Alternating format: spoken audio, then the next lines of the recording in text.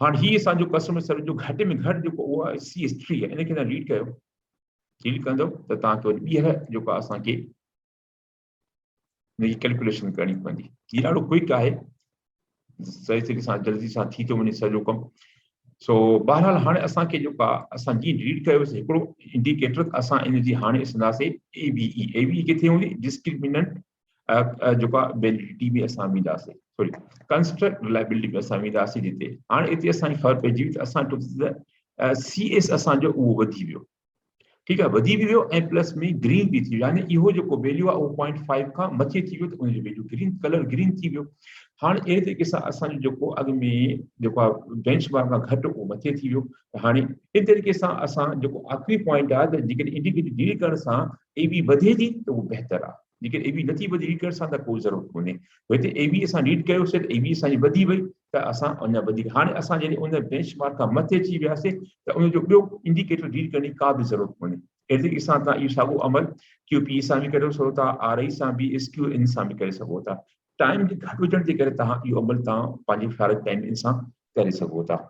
उन खां अलावा जेके आहिनि हिन में तव्हां ॾिसो था जेके हायर लोडिंग्स आहिनि, इन जो मक़सदु इहो वधीक ओतिरो वधीक कंट्रीब्यूट कनि था पंहिंजे रेस्पेक्टिव लेटेंट वेरिएबल में, ठीकु आहे।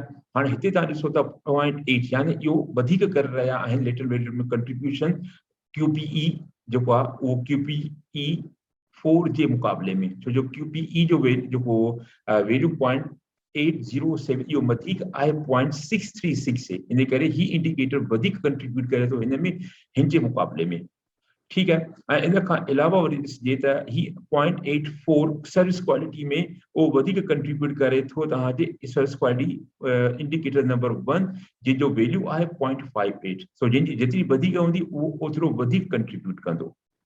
उन खां पोइ ॿियो असां शइ त चऊं था उहो आहे असांजो डिस्क्रिमिनेंट वैलिडिटी। हाणे डिस्क्रिमिनेंट वैलिडिटी छा आहे उहो तव्हां हिते ॾिसी रहिया आहियो त केतिरे हद ताईं जेको आहे हिकिड़ो कंस्ट्रक्ट जेको आहे उहो सही तरीक़े सां जेको आहे उहो मुख़्तलिफ़ आहे ॿिनि कंस्ट्रक्ट सां। हाणे इन जो मिसाल मां तव्हांखे ॿुधाईंदो हलां डिस्क्रिमिनेंट वैलिडिटी खे सम्झण जे लाइ। हिते असांजो जेको आहे ही क्वेश्चनर असांजो अची वियो, मां क्वेश्चन बि तव्हां रखी थो छॾियां, डेटा बि मुंहिंजी हिते पई अथव हिनजी। हाणे ही फूड क्वालिटी आहे कंस्ट्रक्ट, डिस्क्रिमिनेंट वैलिडिटी कीअं चेक कंदासीं जॾहिं ही जेके फूड क्वालिटी कंस्ट्रक्ट ई बि सभिनी कंस्ट्रक्ट खां मुख़्तलिफ़ हूंदो। ऐं जीअं हिते तव्हां ॾिसो था क्वेश्चनर में इहो कंस्ट्रक्ट जेको आहे सभिनी खां मुख़्तलिफ़ आहे, यानी क्वालिटेटिवली थ्रू ईयर आहे, तव्हां सम्झी वेंदो त घटि में घटि डिस्क्रिमिनेंट वैलिडिटी इन हद ताईं इस्टेब्लिश्ड आहे, ठीकु आहे। त हाणे डिस्क्रिमिनेंट वैलिडिटी असां ते अची विया। हाणे उन खां अलावा आहे इस्टेब्लिशिंग डिस्क्रिमिनेंट वैलिडिटी जो मक़सदु इहो आहे त कंस्ट्रक्ट जेको आहे उहो यूनिक आहे ऐं हू हिकिड़ो ख़ासि फिनोमिना जी ॻाल्हि करे थो जेका ॿियो को कंस्ट्रक्ट ॻाल्हि कोन थो करे। हिकिड़ी ॿी डेफिनेशन, ई ॿई डेफिनेशन असांजूं डिस्क्रिमिनेंट वैलिडिटी। हाणे डिस्क्रिमिनेंट जो मक़सदु छा आहे, माना फ़र्क़ु करणु। जी तव्हां ॾिसो था डिस्क्रिमिनेशन ऑन एनी बेसिस, कंहिं बुनियाद ते को फ़र्क़ु न आहे, कोन सभु इंसान बराबरि आहे। अहिड़े तरीक़े सां हेवी डिस्क्रिमिनेशन ॻोल्हणी आहे असांखे। अच्छा, उन खां पोइ असां आयासीं डिस्क्रिमिनेंट वैलिडिटी असां कीअं चेक कंदासीं, उन लाइ असां वटि टे तरीक़ा आहिनि, फॉरन लैकेट, क्रॉस लोडिंग, हेट्रोमोनोटोइड टेस्ट। इन शयुनि खे असां चेक कंदासीं हिनजी तव्हांजी डिस्क्रिमिनेंट वैलिडिटी। हाणे सभ खां पहिरियों असां ईंदासीं क्रॉस लोडिंग ते। हाणे क्रॉस लोडिंग असांजी छा आहे, हाणे को बि इंडिकेटर आहे, ठीकु आहे, आउटर लोडिंग जो associated with the construct should be greater than all of its loading. जेको बि हिकिड़ो कंस्ट्रक्ट आहे जेका उन जेके बि लोडिंग्स आहिनि उहे उन कंस्ट्रक्ट में जेके बि लाइन में सभिनी खां वधीक हुजनि, इहो अची वियो। Pieces of cross loading that exceed the indicators outer loading represent a discriminant validity problem. यानी नथो थे त पोइ discriminant validity problem क्रिएट थींदो आहे, उहो त हिते ॿई ॾिसी रहिया आहियो। हाणे इनखे कीअं चेक कजे, इन जे लाइ असां लाइ आसान तरीक़ो आहे त असां इनखे एक्सेल फॉर्मेट में खणी वञूं। ही तरीक़ो आहे, एक्सेल में तव्हां इनखे एक्सपोर्ट कयो या तव्हां इनखे जेको आहे आर फॉर्मेट में, असां इनखे एक्सेल फॉर्मेट में हाणे खणी था वञूं एक्सेल शीट में। दोस्तों असां उनखे पंहिंजे डेटा खे एक्सेल शीट में खणी आयासीं ऐं हिते असां उनखे पेस्ट कयोसीं। हाणे पेस्ट करण खां पोइ असांजा ही सभु इंडिकेटर, ही जेके बि असांजा सभु इंडिकेटर आहिनि, सभिनी असांजे कंस्ट्रक्ट आहिनि उन्हनि जा, ठीकु आहे। ऐं उन खां पोइ ही असांजा इंडिकेटर आहिनि, ही असांजा कंस्ट्रक्ट आहिनि, ठीकु आहे। हाणे पहिरियों कंस्ट्रक्ट आहे बिहेवियर इमेज। हाणे इन में असांजा जेके उहे असांजे घणा आहिनि, 5 इंडिकेटर्स आहिनि। असां इनखे छा कंदासीं, बोल्ड करे छॾींदासीं ऐं पोइ असां चेक कंदासीं त छा इन जेको मिनिमम जेको हिन में आहे उहो इन में, यानी हिन मां को इंडिकेटर अहिड़ो आहे जेको हिन इंडिकेटर खां वधीक हुजे। को बि इंडिकेटर कोन्हे, जेकॾहिं कोई बि न आहे, सभ खां घटि आहिनि त यानी डिस्क्रिमिनेट वैलिडिटी जेको पहिरियों आहे उहो असांजी क्रॉस रोडिंग उहो एस्टेब्लिश थी वियो। ठीकु आहे, उन खां पोइ असां वरी वेंदासीं कंप्यूटर कस्टमर सर्विस। हाणे इन जा असांजा घणा 4 इनखे तव्हां वरी ॿीहर बोल्ड करे तव्हां ॾिसो। ठीकु आहे, इनके सां असां कंदासीं FQ, हितां FQ वेंदासीं ऐं हेॾो FQ जा आइटम खणंदासीं त FQ जा आइटम अची विया, इनखे तव्हां बोल्ड कयो। ठीकु आहे, QPE जा आइटम खया, इनखे तव्हां हेॾो बोल्ड करे छॾियो। ऐं उन खां पोइ रेस्टोरेंट इमेज जेको आहे उहो असांजो खयोसीं, इनखे तव्हां हेॾो बोल्ड करे छॾियो। ठीकु आहे, उन खां पोइ बैलेंस जो असां खयोसीं, इनखे तव्हां बोल्ड करे छॾियो। ऐं उन खां पोइ सर्विस क्वालिटी ई असांजा थी विया।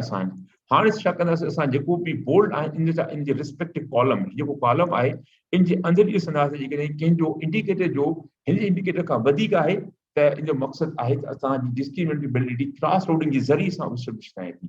सो हिन में तव्हां ॾिसंदव त तक़रीबन जेका असांजी डिस्क्रिमिनेबिलिटी जेको पहिरियों टूल आहे क्रॉस रोडिंग उहो एस्टेब्लिश थी चुको आहे। ठीकु आहे, उन खां पोइ फॉर्मल लेकर क्राइटेरियम। ठीकु आहे, हाणे इहो आहे जेका सेकंड क्राइटेरियन आहे। ठीकु आहे न, जेका तव्हांजी डिस्क्रिमिनेट वैलिडिटी खे चेक करण जे लाइ, ऐं इहो वधीक सख़्तु यानी कंजर्वेटिव मय्यर आहे। हाणे इन में छा थींदो आहे त it compare square root of the ABE values with the latent variable correlation. जेको लेटेंट वेरिएबल जो कोरिलेशन आहे उन स्क्वायर रूट खे उन सां जेका उहो कंपेयर कंदो आहे। ठीकु आहे, ऐं ख़ासि तौर ते स्क्वायर रूट जेको हर हिकु कंस्ट्रक्ट जो आहे AB should be greater than its highest correlation. वो हाईएस्ट कोरिलेशन उन खां उहो AB जो जेको वैल्यू उहो उन खां वधीक हुजणु घुरिजे त पोइ फॉर्मल लेकर क्राइटेरियन जेको आहे उहो असांजो एस्टेब्लिश थी वेंदो। हाणे इन जो छा तरीक़ो आहे, इन जो तरीक़ो बि बिल्कुलु आसान आहे। तव्हां छा कयो, ही एक्सेल जो फॉर्म इनखे कॉपी कयो, इनखे ऐं तव्हां वञो एक्सेल जो फाइल में। असां वरी एक्सेल में अची वियासीं, हिते असां इनखे कॉपी पेस्ट था कयूं। ठीकु आहे, ऐं तव्हां हिनखे पेस्ट करण खां पोइ तव्हां छा कयो, जेके बि असांजा AB आहिनि तव्हां हिनखे बोल्ड कयो त जीअं थोरो मुख़्तलिफ़ थियनि। ऐं हीअ जेके असांजा आहिनि इहे असांजा कोरिलेशन जा वैल्यूज़ आहिनि। हीअ जेके बि असांजा इहे सभु कोरिलेशन जा वैल्यूज़ आहिनि। ऐं हीअ ॿई जेके असांजा इहे उहे जेके इन मथां इहे सभु असांजा ABE आहिनि। हाणे छा करिणो आहे त असांखे चेक करिणो आहे त हीअ ABE जेको आहे इहो हिन में अंदरि सभिनी खां वधीक आहे। ठीकु आहे, इहे सभिनी खां वधीक आहे त यानी उन कंस्ट्रक्ट जी जेका आहे यानी बिहेवियर इमेज जी उहा जेका तव्हांजी फॉर्मल लेकर क्राइटेरियन आहे डिस्क्रिमिनेट उहा एस्टेब्लिश थी वई। ठीकु आहे, ऐं उन खां पोइ वरी असां ॿियो जेको चेक कंदासीं त भई हीअ सभु बि आहे इहो यानी हिन साइड में बि ऐं हिन साइड में ॿिन्ही में कॾहिं वधीक आहे त यानी कस्टमर सर्विस जी जेका जेको आहे फॉर्मल लेकर जेका आहे उहा टूल जरिए सां डिस्क्रिमिनेट उहा बि एस्टेब्लिश थी वई। अच्छा, उन खां पोइ वरी असां छा कंदासीं त भई उन खां पोइ वरी असां फूड क्वालिटी ईंदासीं। फूड क्वालिटी हिन में रो में बि सभ खां वधीक आहे ऐं हिन रो में बि सभ खां वधीक आहे, इहा बि एस्टेब्लिश थी वई। QPE quality of physical environment हिते बि सभ खां वधीक ऐं हिते बि सभिनी खां वधीक इहा बि एस्टेब्लिश थी वई। ऐं उन खां पोइ असांजी रेस्टोरेंट इमेज हिन में बि वधीक आहे ऐं इन सां गॾु गॾु हिन में लाइन में बि सभिनी खां वधीक आहे। इन जो मक़सदु इहो आहे त असांजी जेका फॉर्मल लेकर क्राइटेरियन आहे उहो बि असांजो वैलिड आहे जेको आहे इन टूल जी मदद सां, यानी डिस्क्रिमिनेट जेका वैलिडिटी उहा एस्टेब्लिश थी वई आहे इनजी। ठीकु आहे दोस्तों, त हाणे असां सम्झी वियासीं त असां जेके कंस्ट्रक्ट आहिनि उहे असांजा उहे जेके बि हिन में आहिनि उहे हिक ॿिए खां मुख़्तलिफ़ आहिनि।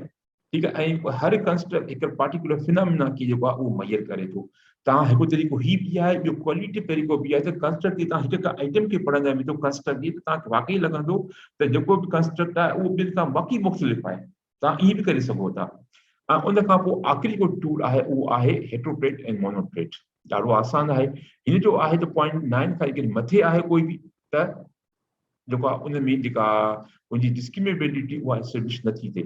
हाणे उन लाइ एक्सेल करण जी काई ज़रूरत कोन्हे, असां हिते हेट्रोट्रेट मोनोट्रेट जो ग्राफ ॾिसंदा उते ख़बर पइजी वेंदी त हीउ 0.8 जेको आहे असांजो बेंचमार्क आहे। ऐं इहो को बि असांजो जेको हीअ सभु जेके असांजा छा आहिनि इंडिकेटर आहिनि, को बि इंडिकेटर इन खां मथे न आहिनि, इहे सभु ग्रीन आहिनि। इन जो मक़सदु आहे हेट्रोट्रेट मोनोट्रेट या HTMT इहो बि असांजो इन हवाले खां एस्टेब्लिश कयो त भई इन में कंहिं क़िस्म जी का बि इशू कोन्हे ऐं इन जी जेका जेको असांजी कंस्ट्रक्ट जी डिस्क्रिमिनेबिलिटी उहा एस्टेब्लिश थी वई।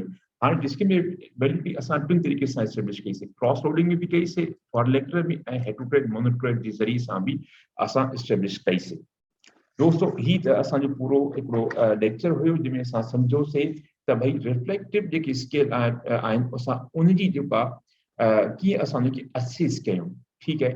उनखे असेस करण जे लाइ असां वटि ही जेके हाइपर लिंक्ड आहिनि हिन में असां कंस्ट्रेबिलिटी बि चेक कईसीं ऐं डिस्क्रिमिनेबिलिटी बि चेक कईसीं, ठीकु आहे। ऐं अगली जेका वीडियो नंबर 14 आहे उन में मां ॻाल्हायो आहे त तव्हां फॉर्मेटिव जेके तव्हांजा स्केल आहिनि तव्हां उनजी कीअं चेक कयो, ख़ासि तौर ते असां हिकिड़ो मेजर आइटम उहो असां चेक कंदा आहियूं कोलिनियरिटी, ठीकु आहे।